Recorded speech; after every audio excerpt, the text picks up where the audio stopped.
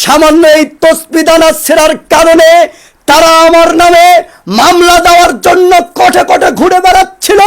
তারা মামলা দিবে আমার নামে, আমি নাকি তাদের সম্মানহানি করেছি, আমি নাকি এই তসবির সম্মানহানি করেছি।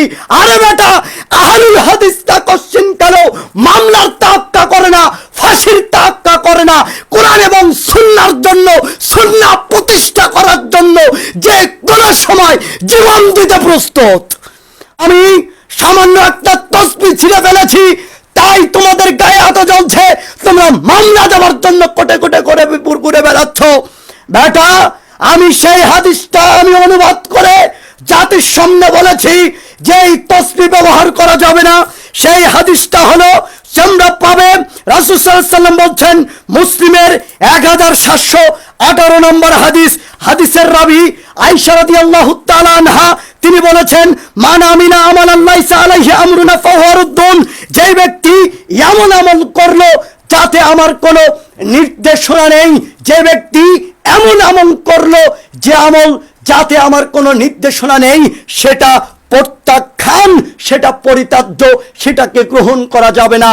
এমন কোন মুফতি এই বাংলাদেশের বুকে জন্মই হয়নি যেই মুফতি বলতে পারে এই তসবিহ দানা দিয়ে গণনা করা সুন্নাত। যদি সুন্নাত প্রমাণ করতে পারে, আমি ওমর ফারুক বিন সাইফুল্লাহ জাতির সামনে কান ধরে উঠবস করবো ইনশাআল্লাহ। আমি বুকে দম নিয়ে কথা বলতে পারি, এইটা আমি 100 মনোজন দিয়ে বলতে পারি। যেটা আলবানী রাহিমাহুল্লাহ তিনি সেটাকে বিদআত বলেছেন, তার দলিল আমি আপনাদের মাঝে পেশ করতে পারবো। তিনি বলেছেন, ইন্নাস সুবহাতা বিদআতুন লাম তাকুন ফি আদিন নবী সাল্লাল্লাহু আলাইহি ওয়াসাল্লাম ইন্নামা হাদাসা বাদা। রাসূল তিনি এই কথা বলেছেন, নিশ্চয় তসবিহ দানা বেদাত, ইন্নাস সুবহাতা বেদাতুন, নিশ্চয় তসবিহ দানা বেদাত। তিনি এই তসবিহ দানাকে বেদাত বলেছেন। আর যেটা বেদাত সেটা কশ্চিনকালও কোনো মানুষ সেটাকে গ্রহণ করতে পারে না, সেটা কশ্চিনকালও মানুষ সেটা অনুযায়ী আমল করতে পারে না।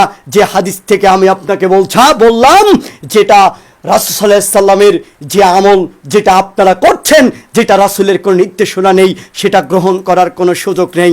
তবে অনেকেই যুক্তি দিচ্ছে, এই তসবিহ দিয়ে হুজুররা যদি একটা আমল দেয় যে 1000 বার 100 বার গণনা করতে হবে, তাহলে সেটা আমি কিভাবে 100 বার গণনা করব, সেটা আমি কিভাবে 1000 বার গণব? এর মধ্যে তো আমার অনেকগুলো ছুটে যাবে। জি, আপনারা ওই হাদিসটার কথা, ওই কথাটার জিনিস আপনারা সবাই জানেন। সেটা কি? আল্লাহ ফেরেশতাদেরকে বলেছেন, ফেরেশতারা শোনো, আমার বান্দা যদি কোনো আমল করতে চায়, কোনো কিছু নিয়ত করে ভালো কাজের, সেই নিয়তটা যদি না করে তারপরেও তোমরা সেটা নেকি লিখবে। আর যদি কোনো অন্যায় করতে চায় কিন্তু অন্যায়টা করেনি, তখন তোমরা সেটা পাপ লিখবে না। বোঝা যাচ্ছে মানুষের নিয়তের উপরে সব কিছু নির্ভরশীল, মানুষের নিয়তের উপরে সব কিছুই নির্ভরশীল। আপনি ভালো কাজ করতে চাইলে, আপনি যদি নাও করেন, তাও আল্লাহ নেকি লিখবেন। এটা ফেরেশতাদেরকে আল্লাহ সুবহানাহু ওয়া তাআলা এ কথা বলে দিয়েছেন। মনে রাখবেন, আপনি সালাতের পরে 33 বার সুবহানাল্লাহ পড়বেন, আপনি 34 বার আল্লাহু আকবার বলবেন, 33 বার আলহামদুলিল্লাহ পড়বেন। গণনা করছেন, এর মধ্যে 2-4টা যদি ছুটেও যায়, যদি ভুল হয়েও যায়, তাও আপনি পরিপূর্ণ নেকি পাবেন। সুবহানাল্লাহ। অথচ আল্লাহ রাসূল বলছেন, হাতের এই রেখাগুলি সেই দিন বিচারের মাঠে হাত সাক্ষী দেবে আপনার পক্ষে যে আল্লাহ আপনি জিকির করেছিলেন আল্লাহর। কিন্তু এই তসবিহ দানা এইটা কশ্চিন কালেও সাক্ষী দেবে না যে এটার মধ্যে এটা দিয়ে আপনি আল্লাহ জিকির করেছেন, সুবহানাল্লাহ আলহামদুলিল্লাহ আপনি পড়েছেন। অতএব আমার নামে এইভাবে কথা রটিয়ে কোনো লাভ নেই, আমাকে কমেন্টে গালি দিয়ে কোনো লাভ নেই। এর উত্তর যদি আমি না দেই, এটা আপনাদেরকে লাগবে।